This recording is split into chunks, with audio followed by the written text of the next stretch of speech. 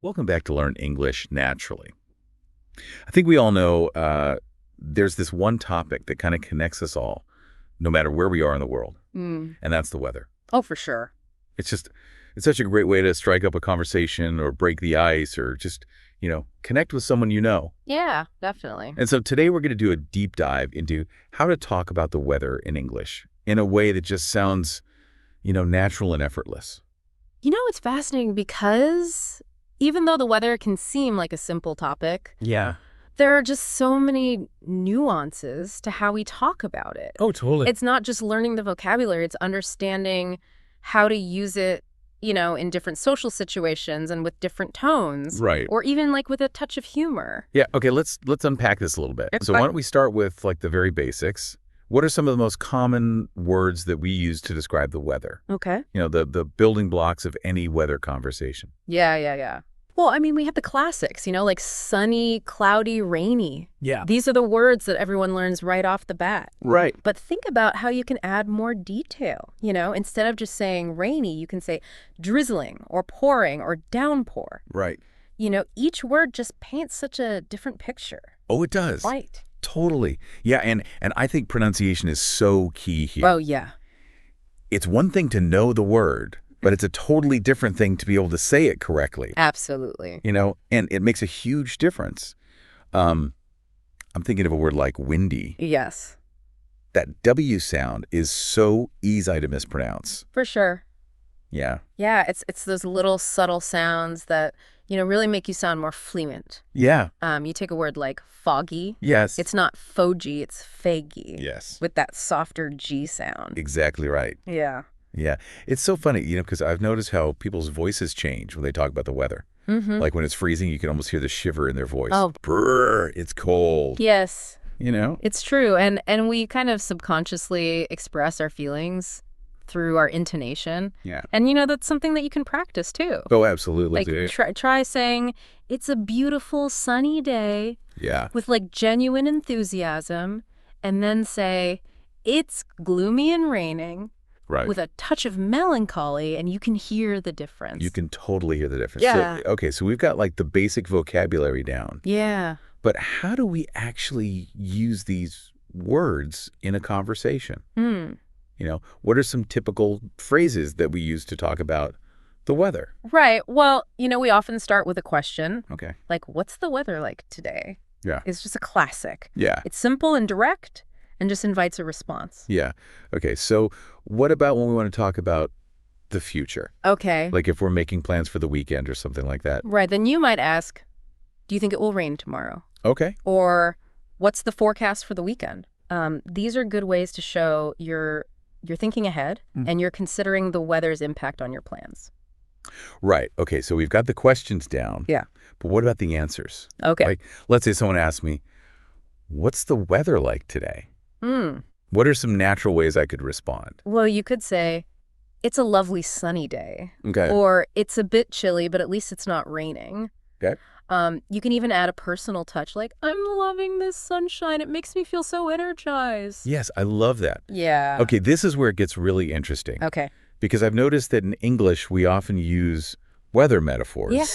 to describe our mood or feelings. Like, Yeah. I'm feeling under the weather. Doesn't actually mean you're standing in the rain, right? Exactly. It means you're feeling sick. Right. And there's so many other examples like storming out in anger or brightening someone's day Right. or having a sunny disposition. Oh, I love that. Right. It adds a layer of depth and imagery to our language. But wouldn't it be confusing for someone learning English to hear these phrases and take them literally?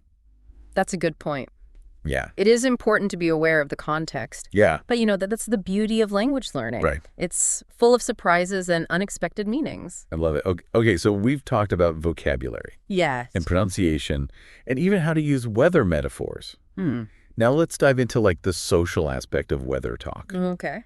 How can we use weather to start a conversation or to make small talk? Right. Imagine you're at a social gathering Yeah. and you want to start a conversation with someone you don't know. Right. You could just simply say, beautiful day, isn't it? Or can you believe this heat? Yes. It's just a neutral topic that almost anyone can relate to. Yeah, and it's a great way to break the ice without feeling awkward. Exactly. Like a universal conversation starter. Yes, and from there, you can easily transition into other topics. Right. You could ask, do you enjoy being outdoors in this weather? Or, what are your plans for the weekend, given the lovely sunshine? I love it. It's so funny because, in some cultures, talking about the weather is seen as a bit boring or trivial. Yeah. But in English-speaking cultures, it's like an important part of social etiquette. It's true. It's like a social lubricant. Yeah. It helps us connect with others, even if it's just for a brief moment. Absolutely. Okay, so we've covered a lot of ground here. Yeah. But I want to make sure we don't overwhelm our listeners. Okay.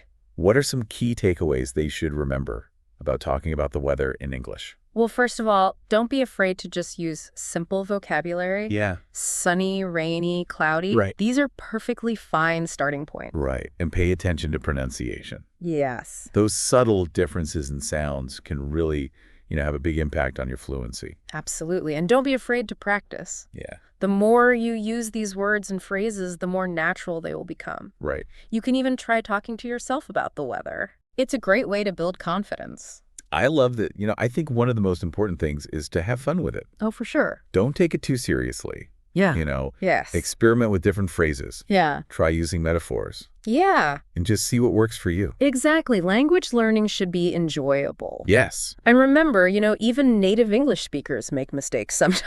Oh, totally. So relax, embrace the process, and enjoy the journey. Absolutely. Okay, so before we wrap up this part of our deep dive, I have a fun challenge for our listeners. Okay. I want you to think about the weather right now, wherever you are. Mm. What words come to mind? How would you describe it to someone who can't see it? Ooh. We're going to continue this conversation in our next segment. Okay. So be ready to share your weather descriptions. Great. I can't wait to hear Me too. what everybody comes up with. I know this is going to be good. Welcome back to Learn English Naturally. Oh, yeah. I hope you've been thinking about how you would describe the weather today. We left you with a challenge before the break We did. to come up with some words and phrases to describe the weather you're experiencing right now. I bet there's a lot of variety out there. I know. Some of you might be basking in the sunshine while others are bundled up against the cold. Oh, yeah. That's the amazing thing about weather. I know. It's always changing. Yes. It's always giving us something new to talk about. Exactly. So let's hear some of your weather descriptions. Did anyone come up with any interesting words or phrases? I'm curious to know if anyone used any of those weather metaphors that we talked about earlier. Oh, yeah. Did anyone's day feel particularly stormy or bright? Ooh, that's a good one. Or maybe someone woke up feeling under the weather. Oh, yeah. Using metaphors is a fantastic way to make your English sound more expressive and natural. Right. It shows that you're not just learning vocabulary, but you're understanding the cultural nuances of how language is used. Absolutely. It's like taking your English skills to the next level. But even if you're not comfortable with metaphors yet, that's perfectly fine. Oh, yeah. Just focus on using the basic vocabulary and phrases that we've discussed. Exactly right. There's no pressure to be perfect. No. The important thing is to keep practicing Yes. and experimenting with different ways of expressing yourself. And don't be afraid to make mistakes. Oh, yeah. Everyone makes mistakes when they're learning a new language. Totally. It's part of the process. It is. It's how we learn. It is. Yeah. So let's move on to another important aspect of talking about the weather in English. Okay. Intonation. Yeah. As we mentioned earlier, the way you say something can completely change its meaning. Right. Like if you say, it's raining with a flat monotone voice, Yes. it just sounds like you're stating a fact. Yeah. But if you say it with a sigh and a hint of disappointment, Right. it conveys a whole different feeling. Exactly. So when you're practicing your weather vocabulary, pay attention to your intonation. Try to match your tone of voice to the feeling you want to express. Yes. And don't be afraid to exaggerate a little. Exactly. It might feel silly at first, but it's a great way to get comfortable with using different tones. Absolutely. Yeah. Now let's talk about another fun aspect of weather vocabulary.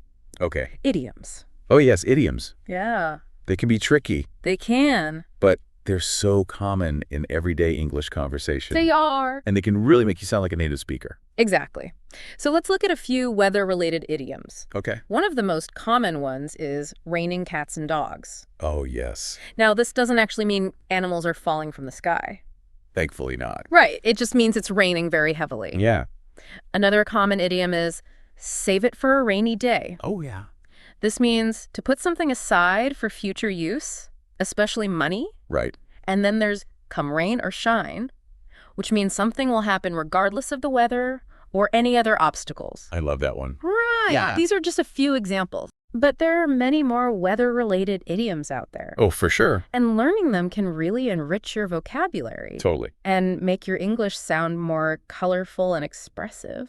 You know, it's amazing how much depth and complexity there is to something as seemingly simple as talking about the weather. It's true, and we've only just scratched the surface. Right. There's so much more to explore, from regional dialects to cultural differences in how people perceive and talk about the weather. Oh, totally. Right. Well, I think we've given our listeners plenty to think about for now. Yes, we have. But before we wrap up this part of our deep dive, I want to leave you with one final thought. Okay, I'm all ears. Think about how the weather impacts your daily life. Does it influence your mood or your activities or your clothing choices? Yeah. How does it shape your interactions with others? We'll continue this conversation in our next segment, so be prepared to share your thoughts. Welcome back to Learn English Naturally. I'm so glad you're still with us as we wrap up this deep dive into talking about the weather in English. It's been a really interesting journey exploring all these little details. I know. And remember in the last part we were talking about how the weather can really impact our everyday lives. Yeah. Like how it affects our mood or what we decide to do that day. Exactly. So have you been thinking about that? I have. It's amazing how something we can't control can really change our mood so quickly. I know. I mean, a beautiful sunny day can just make you feel happy, like it just lifts your spirits. It really does. But then a rainy day, at least for me, kind of makes me want to just stay inside with a good book. Yes. And then there's how we dress. Bundled up in the winter and wearing lighter clothes when it's hot. Oh, for sure. But it's also fascinating how much weather affects our conversations with other people. It's true. I feel like when it's nice out, everyone's in a good mood, like more open to chatting. Yeah, there's almost a sense of everyone being happy together when the sun's out. I know, it's like the sunshine just melts away stress. But then if it's gloomy out, it feels like people want to stir to themselves a bit more. It's so true. And think about those times when you're outside and suddenly it starts pouring rain. Oh, man. Everyone's scrambling for cover and talking about how they got caught in the rain. I know, and it's like suddenly everyone has something in common to talk about, even if they were strangers just a minute ago. Exactly. It's like the weather just gives us a reason to connect, even if it's just for a minute. It really makes you realize that weather isn't just small talk. It affects us in more ways than we think. I completely agree. And learning how to talk about the weather well in English really lets you connect with people on a deeper level. For sure. So keep practicing those weather words and phrases and think about how you can use them in different situations. Oh, and don't forget those idioms. Yes, like raining cats and dogs always gets a laugh. I know, it's such a fun one to use. Okay, so we've reached the end of our deep dive. I hope you've enjoyed this exploration into weather vocabulary as much as I have. It's been fantastic. Remember, learning a language is all about the journey, not about being perfect. Exactly. So keep practicing, keep exploring, and most importantly, keep having fun with English. And if you want to continue this journey with us, make sure you subscribe to Learn English Naturally for more awesome episodes. We'll be back soon with more tips and tricks to help you master English conversation. Until then, happy learning, everyone.